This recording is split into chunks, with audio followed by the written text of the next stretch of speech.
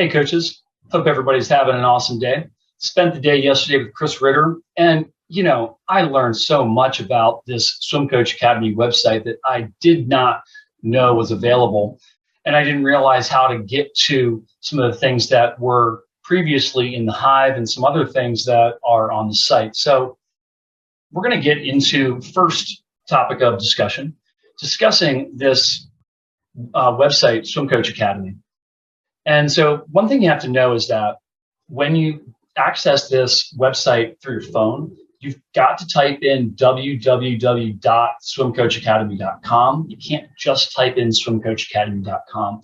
It won't allow you to get to the website. You've got to hit the www. prior to it. So check it out. Check it out on a desktop if you can, because it's easier to toggle through.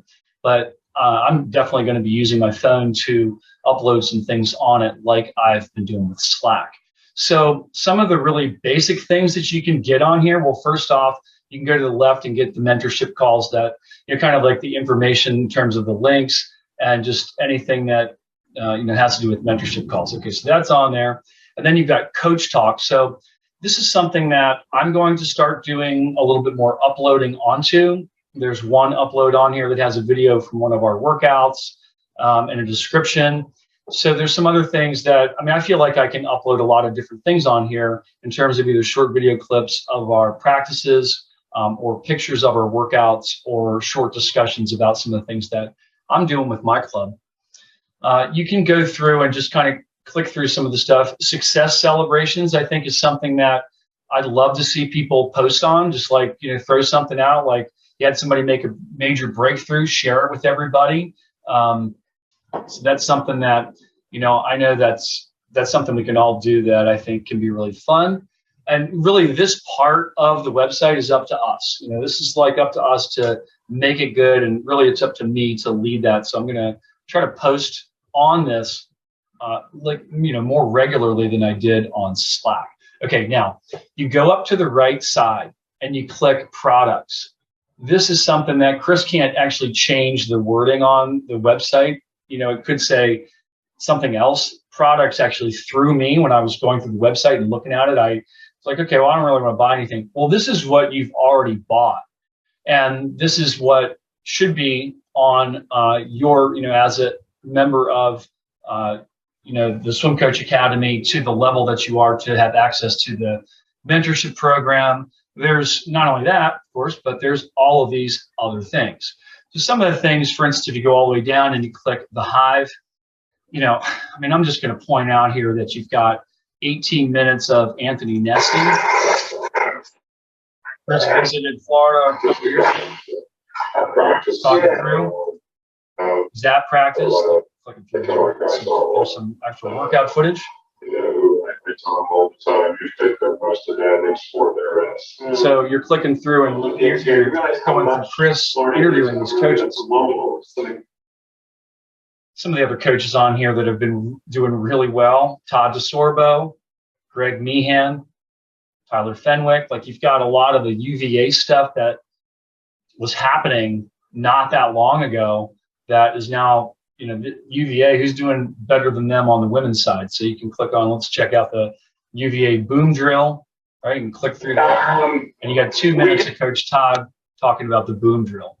You got the University of Georgia, NC State, Ohio State. You got Coach Troy and Coach Propel from Florida, as well as Coach Nesty, North Carolina, Alabama, and Auburn. So that's just part of the Hive thing. So I'm going to click back here. You can go to, we've got the mentorship call. So you can click on there. And one thing that we haven't done and I haven't done is actually label these calls. So that's hopefully going to be coming out soon. One of the first things I ever did with Chris Ritter, or the first thing I did, was a high school coaching course. You can see what that looks like. It's pretty wild. That's from a long time ago. Coach's Corner. Coaches, if you haven't checked this out, this is awesome stuff. This is back when Chris was going through, interviewing coaches 1, 2, 3, 4 weeks in a row. Let's see what you got. So we got Coach Salo. We've got Todd DeSorbo. We've got a lot of coaches on here. Greg Perini from Denison. Scott Armstrong from Johns Hopkins is probably I think he's probably at Hopkins at that point. Brandon Hansen, got 4 weeks of some stuff that I did way back. Got a lot of resources, just unbelievable resources that we've got in this Swim Coach Academy. Dryland 101. I mean, this is probably a lot of the stuff that's in the Surge Strength program, and get a taste for what the Surge Strength program is all about.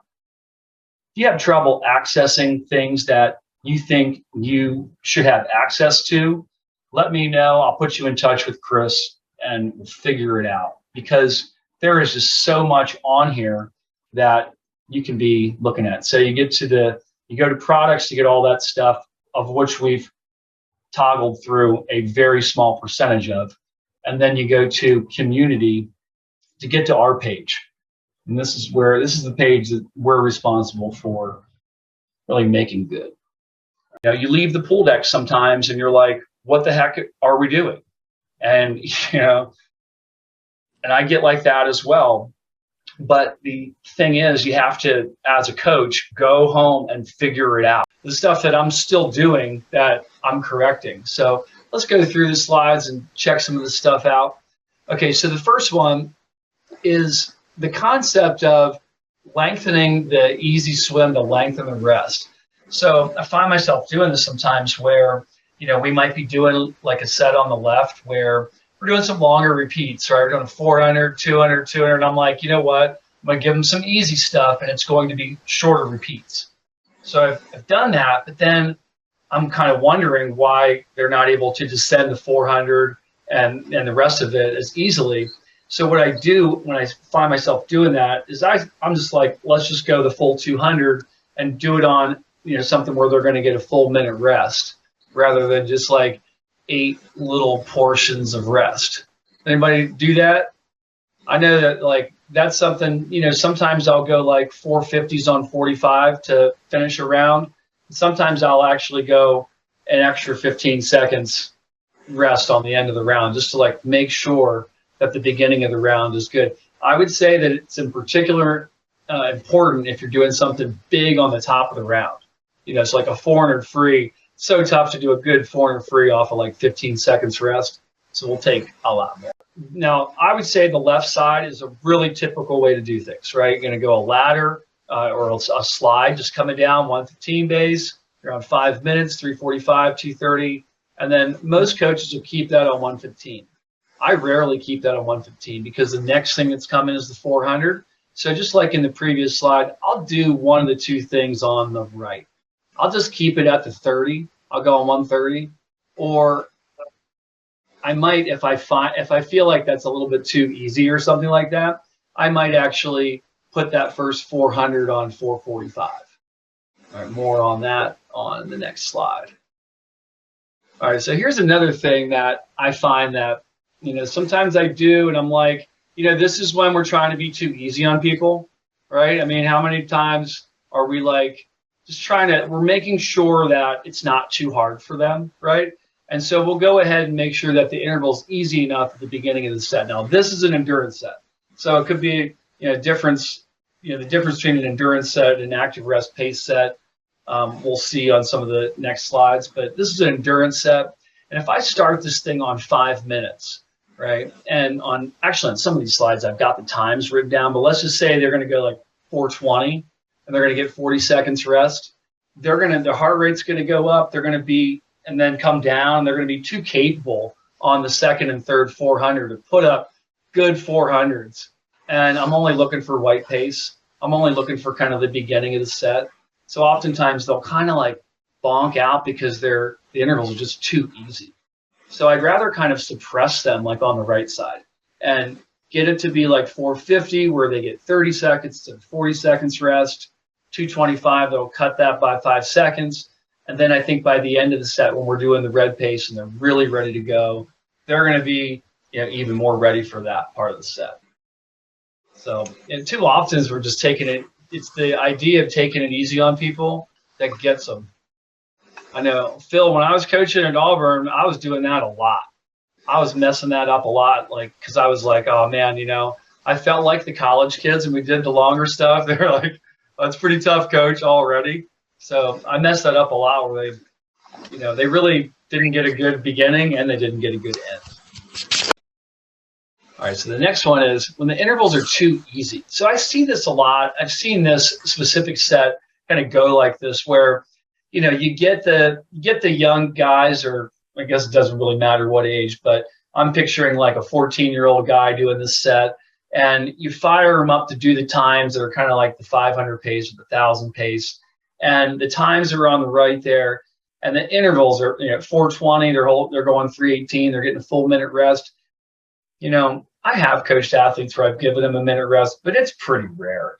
I think on this type of a set, sending it down, I would rather do it on the right. I would rather ask for, a 350 interval, make sure that they're able to, kind of keep their heart rate from going up and down. And I would just send it like that. And if I felt like, maybe that was, maybe that wasn't going to be the right idea, I might do the one on the lower part there. Might start it a little bit faster, and I might say, you know what, I'm going to be really clear with this athlete that I don't really care about, the beginning times as much. So, go a little slower. We're going to make the interval a little bit easier.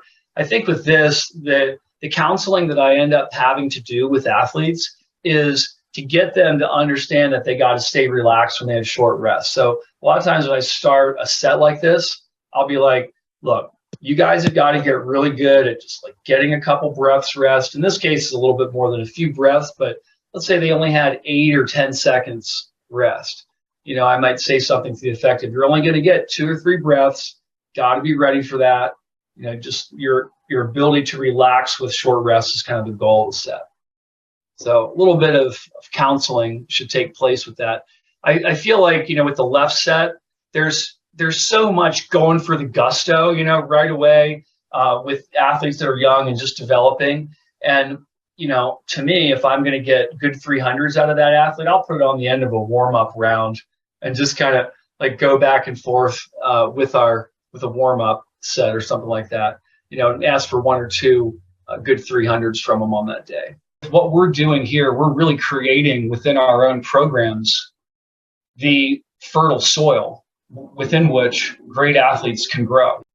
This is just like intervals are just too hard.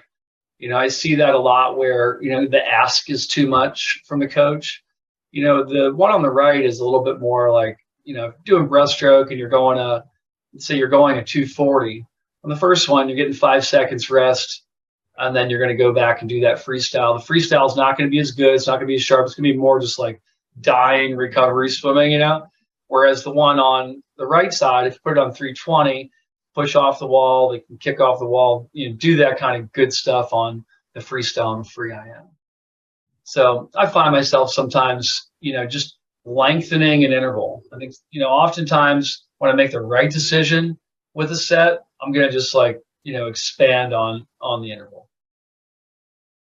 All right. So one of the differences, really subtle difference between the set that I just had up there and is now on the left side and the one on the right is, the one on the left is a descend everything 1 to 3. By the way, one of my favorite sets in terms of teaching kids.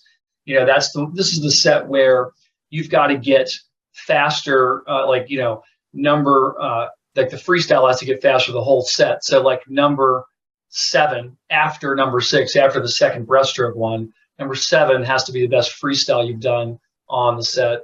And then number 8, the free IM has to be the best free IM you've done on the set. And then the breaststroke becomes the best one you've done. So that's a great set.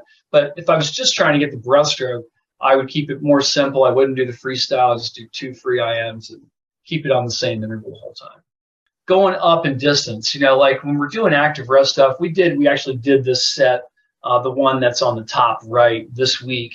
If you're doing an active rest set, you're doing a pace set, and you only bump the interval up by just a little bit, you're not going to get as much of a kind of a reaction from that. You might as well not bump it up at all. So the sets on the right, the first one is really kind of that's exactly what we did. But if you feel like, that's pretty easy on the end, you don't really want to go on 150, then, that tells you that you should probably just start it on 120, do it on 120, 130, 140.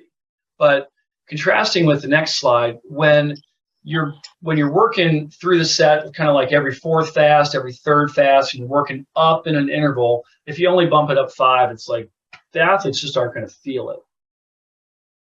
Whereas if you're working on the way down, kind of an endurance set, if you bump it 10, it's way too much. It's either going to be too easy on the top end, and then kind of like some of the slides at the beginning with the 400s, they're going to go too fast. It's going to be they're going to kind of go too hard. And then they're not going to really be able to descend because their heart rate is just going to be like, it's been going like pretty hard for the whole set. By the time they get to the 110, there's really nowhere to go. So, coming down by 5 seconds, I think is really the move. So, instead of going 30, 20, 10, I'd start at 20. And if they can't start at 20, then you make the decision, okay, well, then that's what we got to start at 25. If it's really going to be too much at the beginning of the set, start at 20. It's probably going to be too much at the end of the set to finish at 10. So we can move to 25. Okay, so this is a specific set that many of you guys have seen. This is the old Bud McAllister set that Janet Evans did. We call it the 1-3-2-2-3-1 set.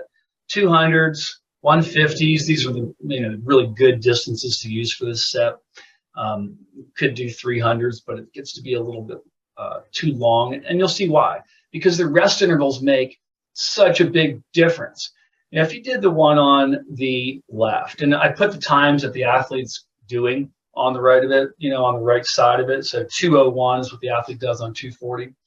And the athlete's going to get 39 seconds rest. Not that big of a deal. It's the first thing. Then the next part, they're going to be sub 2 minutes, getting 26 seconds rest, right? It's kind of a lot. And then when really the interval is supposed to be kind of the challenge, and holding it together is supposed to be kind of the challenge, they're going 2:01s and getting 30 seconds rest. And they come back, and I bolded kind of the crux of the set where they go the 2 fast ones on a pretty short rest interval and come back to have to deal with it and hold it for 3 in a row on an interval here, 2:30. Too easy, 29 seconds rest. I mean, it's just too easy to do. For this type of set, you want to do something easier, just come up with a different style of set. This type of set, and the intervals really here, like I wrote on the top, could be even 5 seconds faster. Traditionally, you would go down 15 from the start, so pick your start number. And I usually think about what's bolded for the intervals for this kind of set. This set, I think, is pretty advanced. I think that, unless you can do a really nice job just doing 12 200s, ascend by 4s, and can really, as a coach, you can predict really what the athletes are going to do. And I don't think you should do this set. I think this is for the people that you can pretty much predict where they're going to be, aerobically each day. So they do their 3 on 215. It's 10 seconds faster. And they're getting 15 seconds rest. And they got their 2 on 225. So now they're getting 24 seconds rest. But now on the crux of the set, they've got their 210 intervals. So they're not getting much rest here. And then when they do get rest, they're still just barely squeaking out 19 seconds to set them up for that last one. If, in contrast, they're doing the left one and they're just getting 29 seconds rest, I mean, you might as well just go in heats. It's not the same thing. Does anybody do this set? I like the 200s and the 150s because, like, if you do 300s, it's tough to manage it. It's just at some point probably gets too hard if you try to make the intervals too tough. And at hundreds, it's just, with hundreds, I mean, here, look, you've got 25 seconds in between the first interval and the last interval, right? Well, that's something for 200s and for 150s. But if you have 25 seconds in between the intervals for 100, it's quite a bit. 130 to 105. I mean, it's either going to be too easy to start or too tough. We can go years without having this great swimmer, and then have somebody that comes into our program that's pretty good, and then we know what to do with them.